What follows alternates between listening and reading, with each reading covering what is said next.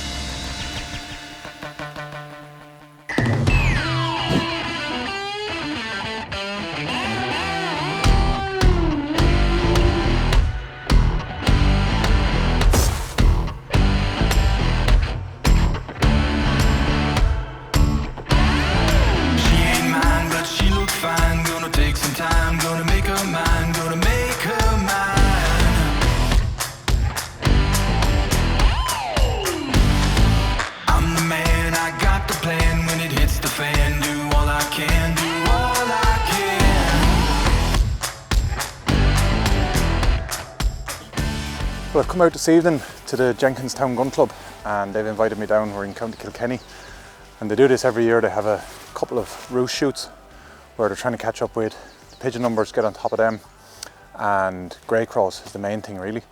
And this forest here is actually a sanctuary, but they get a contract every year with both the National Forestry Department and the National Wildlife Department to come in here and basically cull as many of these pest species as they can. And they've been doing it nearly 30 years in this club, and they invited me down, and it's sort of interesting to come and see the way gun clubs work here and the way they do things. We haven't got the wind we hope for that makes sort of roost shooting better, but it's a nice evening to be out, and if we can get a few pigeons and a few grey crows and have a bit of crack, it's nice to go somewhere and do something different.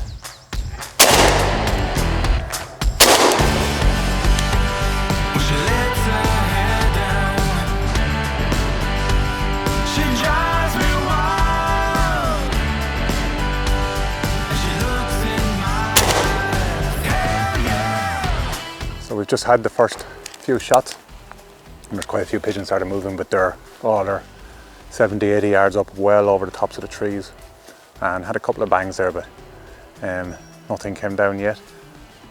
But plenty of birds moving. Just as I said earlier, the wind, you really need wind to make roost shooting good. It keeps the pigeons low and it gets them coming into these woods for shelter. But yeah, plenty of shots going off now, so hopefully somebody else is able to hit them.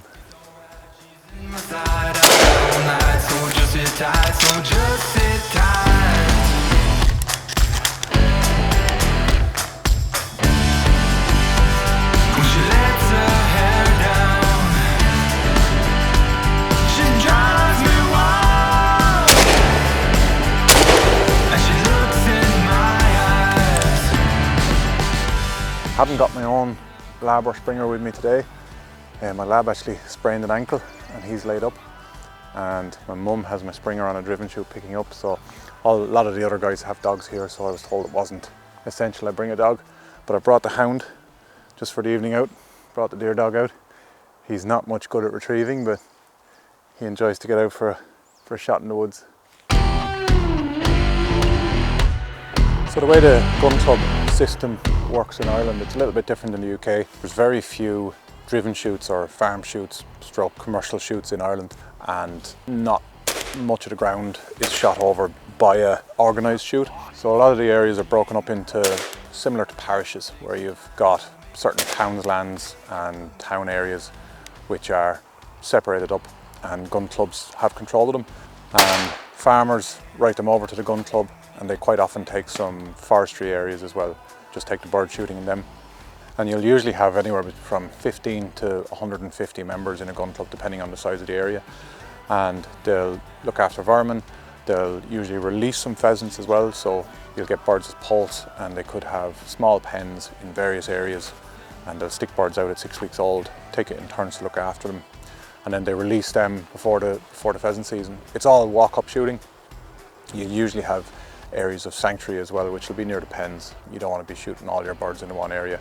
It's a sort of a great model, and it's a cheap way to get some hunting. I've grown up with gun clubs and I'm in a couple still, and it's just a great way to introduce people into hunting, and it's all sort of covered over by a couple of organisations. One's the NARGC, the National Association of Regional Game Councils, and they'll help gun clubs they'll sort of subsidise some birds for some gun clubs and ducks especially, but they have guys who will go to clubs and help them decide where to put pens and where's the best places, and just sort of educate them as to how to make it work for them. And the landowners don't charge the clubs for shooting underground, but it's usually a bit of give and take. If that landowner has a problem with pigeons or has a problem with foxes coming and taking lambs or any sort of issue like that, he'll just ring someone in the club, and if they can't go themselves, they'll organise some of the guys to go out. But coming down here, it's great to see a young guy like Shane O'Neill who's got involved with the running of the club, and it's sort of good to see the younger guys coming through with a passion for the sport and for game shooting. Yeah, ivy berries and tops of the beet where the beet's been harvested. The other problem we're having this evening, because it's so still, there's zero movement in the branches. So any little movement from us, the pigeons are seeing.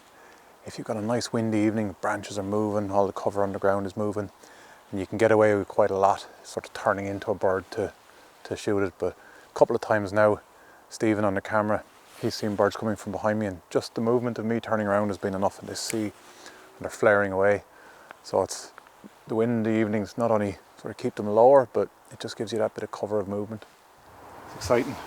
I love this roost shooting when you're just catching little glimpses and they circle and you think they're going to come back and then they don't, and all of a sudden one just appears from nowhere, usually from the direction you're not looking, but it's really exciting shooting. Here, where we saw them starting to pitch in for the last few minutes, they won't be as high where they're pitching in here, so I've just dropped onto the clear pigeon, 30 gram sixes. I don't want to waste my good pigeon extremes on 25-30 yard birds, but there had been a few just starting to pitch in here, just tops of these trees. So we'll give the last, I'd say we've got about 20 minutes, half an hour, and hopefully we'll get a few in here.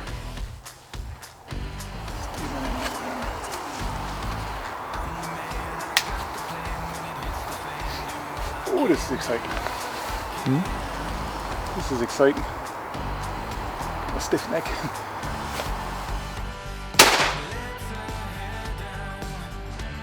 So it's just getting really dark now. It's about 20 minutes, half an hour from pitch dark, and the birds have started pitching into this belt of conifers here behind us.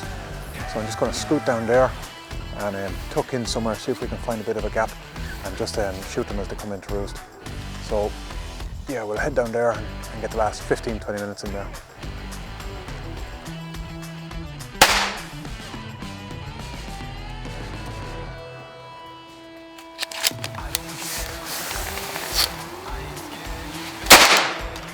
Oh! Screamer.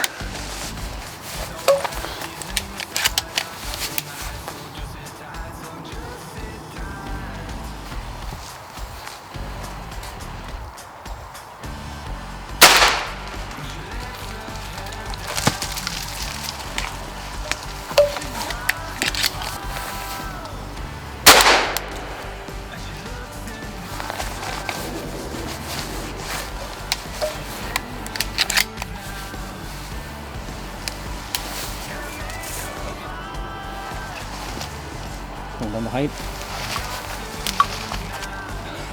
Going back in from this side.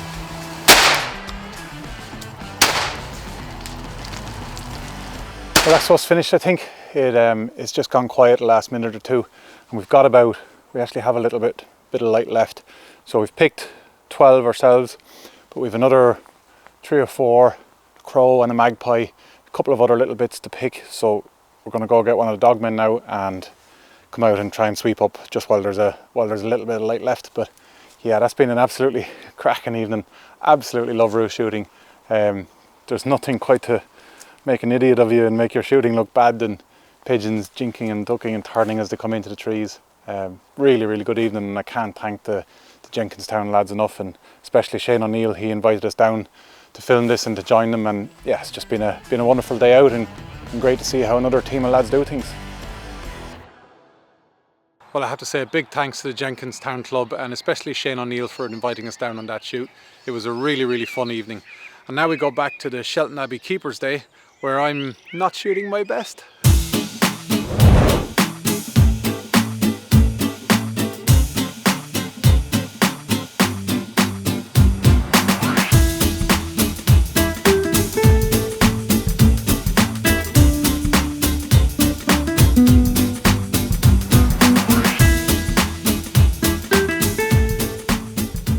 Day of the season here, and we filmed here back in November, and there was a lot of birds then, but we'll be doing well if we can shoot a sort of 150 bag today. But yeah, this day is just about a sort of thanks from the keepers and the shoot organisers for all the guys that have helped all year, same as Keepers Days on every shoot, but it's just going to be a really good fun day.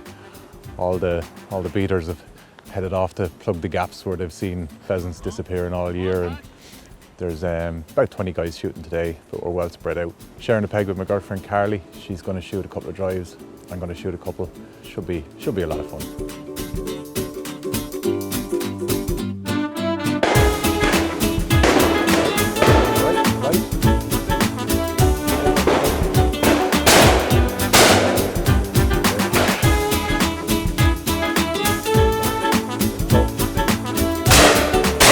Well done.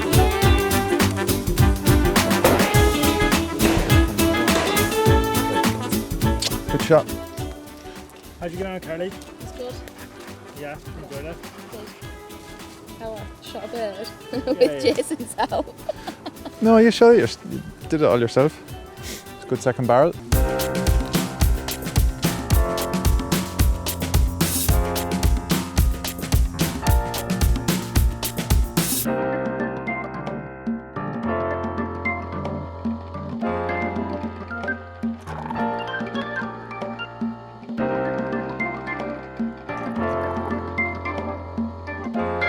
No, just wait for the bird.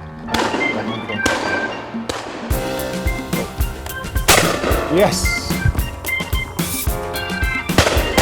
Good top, over the top.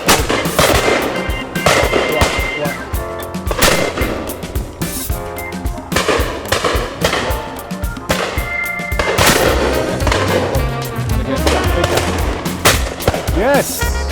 Shot.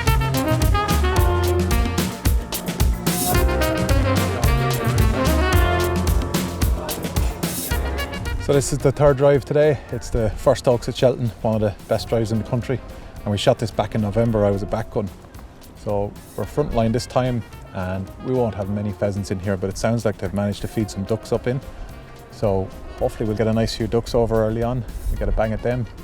But any birds off here today with this wind, strong westerly wind, they're going to be scooting across the tops of those trees, and they're going to be absolute screamers. So we'll try out the Black Gold 36 gram 4s. Absolutely love these shells. And we'll see if we can pull down a few monsters.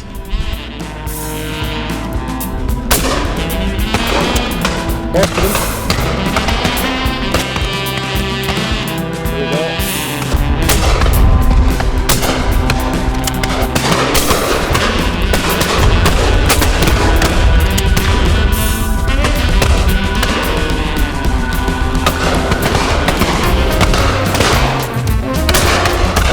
Oh, look at that.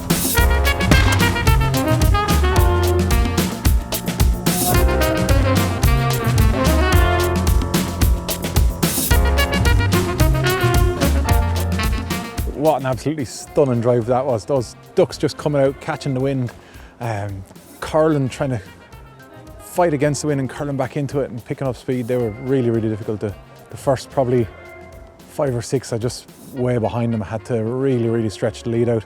Got a few really good ducks there. And then pheasants, long crossers up the top of the wood. Same again, just with that wind, it was putting some extra speed on them. Took me a while to get on them, but got 3 or 4 really nice pheasants there. But what a stunning drive. All the guys are buzzing after that one. We really didn't expect to see that many birds end of this year, and it's just all credit to the keeper to put on a show like that at the end of January. Everybody's enjoying their day, I think. Where sunshine is out now and we're having a bit of fun. I think everyone's getting a bit of banging. I am a beater every week, yeah. And we love beating too. That's what we do, like, to get this, like, it's amazing. Like. And thanks to Harry and all for doing this and everything about it, like, great setup, food, everything. Great day out. Good day so far, no? Yeah. Going well. Plenty of banging. Getting a few birds? Well, I claimed them anyway. You know, old ganger. Pretty are picking up to him, beating him, well able to shoot, which is nice. And I think they're enjoying themselves, which is what this day is about. At the end of the day, they help us all year, so it's nice to be able to give them an old day out. Super. Come on.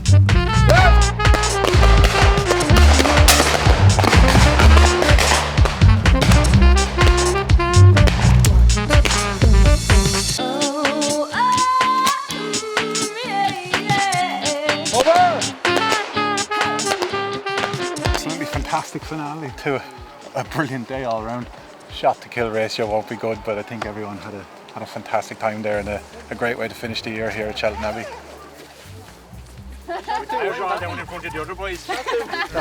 And a bit of crack, a few beers, and I think they'll have a nice night. So great, yeah, everybody's happy.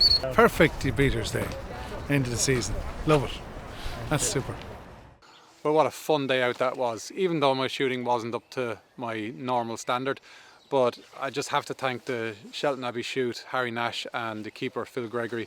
Just a wonderful day they put on there, and I love Keepers Days. They're just a great way to finish off the season. It's just like a party, and it's a great way for people to be introduced to driven shooting as well.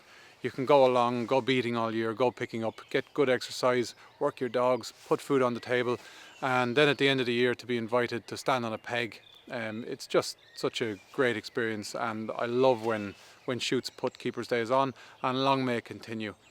And now we meet up with Richard Faulds to find out his plans for the ICTSF World Championships. We're here in a very wet Irish weather with Richard Faulds, who's over assessing the ground for the ICTSF World Championships. So Richard, what exactly are you doing here, and why did you decide to run this competition and set the course? To design the championship course is something that is another challenge for me, and I'm very much looking forward to doing it.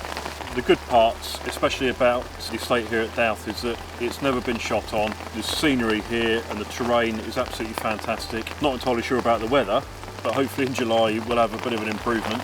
We've got everything here from wooded areas, open areas and fields. We've got some serious undulations, we've got some flat areas. So over the two main event courses, the sport trap and the prelim, the shooters will be given different target presentations to keep them interested over the 3 or 4 days that they're shooting. I'm not going to set the course with a score in mind.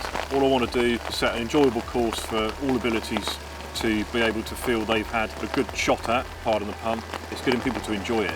A fair but testing course. The Saturday evening with the shoot-off scenario will hopefully be an opportunity for people who maybe don't get to see the world's top shooters in action to come along and have a look and watch them shoot the semi-final and the final, to actually see what these top shooters are capable of doing in those pressure situations. Probably be here for a good 2 weeks, building the event, putting everything together, getting the courses into shape. There's some work to do on the ground, and then obviously actually setting the targets as well. Most of the family are coming over to shoot it as well, so got them to impress. Okay, well, thank you very much for your time. We'll let you get out of this weather and hopefully see you when it's a little bit sunnier and the rain is warmer. Let's hope so. Well, a big thanks to Richard for taking time out to speak to us about his plans for the World Championship. And as you can see there, we get some pretty nasty weather here. We had rain in both that clip and the Shelton Abbey clip, but hopefully by the time the World Championships comes around, the weather will be a little bit better. But it did bring up the subject of shooting in the rain, and especially with clay shooting, there's a couple of things I like to do and that I recommend people do just to make the experience a little bit easier. One is bring some thin, lightweight gloves with you. Just keeps the chill off your hands, but also gives you better grip on the gun when it is wet. The other thing I like to do is bring a big golfing umbrella. Keeps you dry in between stands, but even when you go onto a stand, if it's a cage or a box style stand, you can hang the umbrella on top of the stand and it just keeps the rain off you as you're shooting, which, especially when you're wearing glasses, when rain gets on the lenses, it's pretty nasty. So those are a couple of things you can do. The other thing I like to do is bring lots of kitchen roll and a can of oil with me when I shoot in bad weather, because it's vital that you get the gun dried down and a bit of oil to protect it from rust as quickly as you can. But with that, that's all we have for this month. Thanks for watching, and we'll see you again soon.